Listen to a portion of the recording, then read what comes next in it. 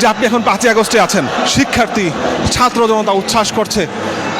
না না, আমি কথা বলতেছি না, ওনার কল রেকর্ড শোনা যাচ্ছে আসলে। এবং এখানে কি ডায়াল করলে কার কল রেকর্ড শোনা যাচ্ছে, এখানে দাঁড়িয়ে আছেন। ধারণা করা হয় এটি হচ্ছে শেখ হাসিনার বেড, এখানে হয়তো তিনি ঘুমাতেন। জুলাই গণঅভ্যুত্থানে সবচাইতে প্রতীকী চিত্র, সবচাইতে বেশি চাঙ্গা করেছিলেন যিনি, তিনি হচ্ছেন আবু সাইদ। এবং সে আবু সাইদের জার্সি বেগম রোকেয়া ইউনিভার্সিটি রংপুর, বর্তমান প্রধানমন্ত্রী তারেক রহমান, তাকে জোরন দেওয়া হয়েছিল, তার একটি ছবি এখানে রাখা আছে। এবং বেগম খালেদা জিয়াকে তাকে নিজ বাড়ি থেকে বের করে দিয়েছিল। শহীদ আনাসের লেখা চিঠি, মা আমি মিছিলে যাচ্ছি, নিজেকে আর আটকিয়ে রাখতে পারলাম না। জুলাই স্মৃতি জাদুঘরে সবচেয়ে বেশি যে বিষয়টা আলোচিত হয়েছে সেটা হচ্ছে লাল টেলিফোন। কি শুনতে পাচ্ছেন একটু বলবেন? এবার আপনাদের নিয়ে আছি তৎকালীন গণভবন, বর্তমান জুলাই স্মৃতি জাদুঘরের একেবারে মেইন বিল। এখন ঢুকলাম হচ্ছে ভিতরে, ঢুকেই একটা দৃশ্য, এটা হচ্ছে তখনকার সময় যেই রকম ছিল আসলে, সামনে পিছনে ডাইনে বামে গিয়ে প্রত্যেকটা ছিল। এবং এখানে বাচ্চারা কিন্তু খেলে আসলে দেখছে তখনকার সময় দৃশ্য। এবং এই পাশে ফ্যাসিস্ট সরকারের যে একটা প্রতীকী এখানে তুলে ধরা হয়েছে। এখানে সবচেয়ে মজার ব্যাপার হচ্ছে একেবারে অরিজিনাল রুমটি রাখা হয়েছে, উপরে গ্লাস দিয়ে দেওয়া হয়েছে। এখানে টয়লেটের কিছু ঢাকনা, কিছু দলিল দেখা যাচ্ছে এখানে। আমি জানি না এই দলিলগুলো আসলে কিসের। কিছু পানির বোতল, কিছু বই দেখা যাচ্ছে, কিছু আসলে যে রিয়েল ফুটেজ সেটা কিন্তু এখানে দেখানো হচ্ছে।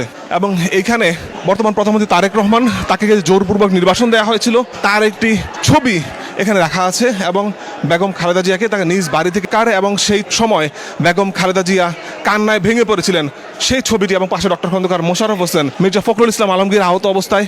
এই পাশে জয়নাল আবেদিন ফারুক, সংসদ ভবনের সামনে যে ঘটনাটি ঘটেছিল, নিপুণ রায়কে, সম্ভবত নিপুণ রায়। এবং এই পাশে যে সোফাগুলো রাখা আছে, অরিজিনাল গণভবনের সোফা, সেগুলাই এখানে রাখা আছে।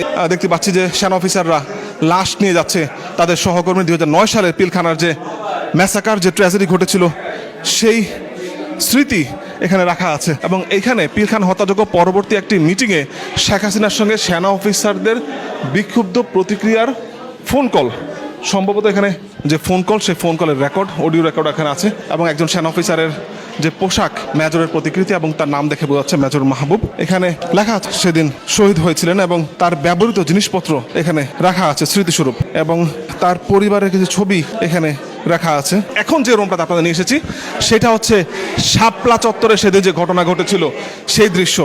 এবং শাপলা চত্বরে বর্বর গণহত্যার সময় আহত এক সহযোদ্ধাকে টেনে তুলছেন একজন, এখানে দেখতে পাচ্ছি সেই দৃশ্য। এবং শাপলা চত্বরের সেদিনকার সময়ের ছবি, সেই ছবি এখানে রাখা আছে। মাওলানা রাশেদুল 5 মে মধ্যরাতে শাপলা চত্বরে তিনি গুলিবদ্ধ হন। তার গেঞ্জি এবং তার মানি ব্যাগ এবং সেখানে যে কিছু কয়েন এবং কিছু টাকা পয়সা পাওয়া গিয়েছিল। শাপলা চত্বরে যারা সেদিন শহীদ হয়েছিলেন, 13ই মে নিহত শহীদদের নাম, এখানে নাম ভেসে উঠছে একজনের পর একজন। এবং এই পাশে শহীদদের নাম এবং তাদের ব্যবহৃত পাঞ্জাবি, সেই পাঞ্জাবি এখন দেখতে পাচ্ছি। এই রুমটা হচ্ছে শাপলা চত্বরে সেদিন যে ঘটনা, সেটার এখানে প্রজেক্টরের মাধ্যমে সেই ঘটনা দেখানো হচ্ছে। এবং কিছু ছবি এখানে ফুটে তোলা হয়েছে, একটা জায়নামাজ বা তোয়ালে, এটি শহীদ সাইফুল ইসলাম ব্যবহৃত তোয়ালে। এখানে ঠিক বোঝাচ্ছে না যে এটা আসলে ওয়াশরুম ছিল নাকি কিচেন ছিল, কারণ এই পাশে অংশটা কিচেনের মতো। এবং এই পাশে কিন্তু ডিসপ্লের মাধ্যমে তৎকালীন সময়ের শেখ হাসিনা বিরোধী যে আন্দোলন, সে আন্দোলনের ছবি বা ভিডিও এখানে দেখানো হচ্ছে। এবং এখানে বিভিন্ন টর্চার সেলের যে উপকরণ সেগুলো রাখা হয়েছে। এই পাশে একটা দৃশ্য দেখতে পাচ্ছি, কিছুক্ষণ আগে দেখালাম যে একটা বন্দিকে কিভাবে আটকে রাখা হয়, এবং এইগুলো দিয়ে তখন অনেক সাউন্ড ক্রিয়েট করা হতো যাতে করে বন্দীদের ব্রেনের সমস্যা হতো।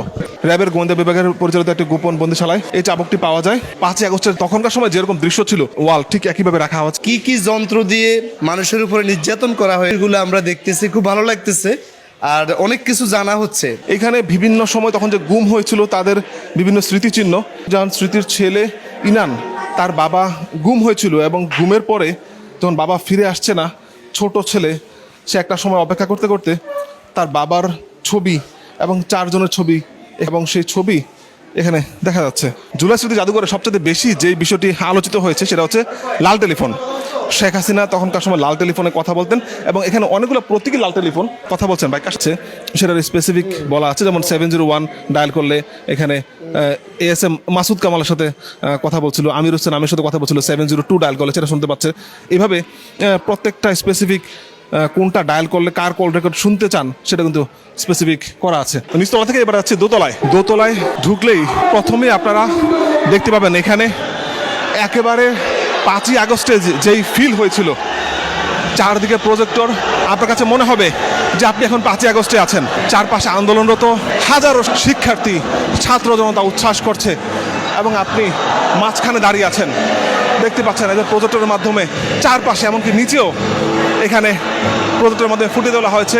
যারা সেদিন ছিলেন না 5ই আগস্টে ঢাকায়, তারা কিন্তু এখানে এসে সেই ফিলটা পাবেন। মনে হচ্ছে যে জুলাইতে যেরকম আন্দোলন হয়েছিল সেটাই আমি ফিল পাচ্ছি এখানে, আসলে সেই জন্য আমি বসে আছি, জিনিসটা ফিল করতেছি। আপনাদের নিশ্চয় মনে আছে তৎকালীন স্বরাষ্ট্রমন্ত্রীকে একজন পুলিশ সদস্য বলেছিল, গুলি করি, মরে একটাই যায় স্যার, বাকিগুলো যায় না। এখানে ছোট্ট শহীদ আহাদ, তার ব্যবহৃত জুতা, তার খেলনা, এখানে একটা নামাজের মশলা, মোজো জার্নালিস্ট। আপনারা জানেন জুলাই অভ্যুত্থানে যে মোজো সাংবাদিকদের ব্যাপক অবদান ছিল।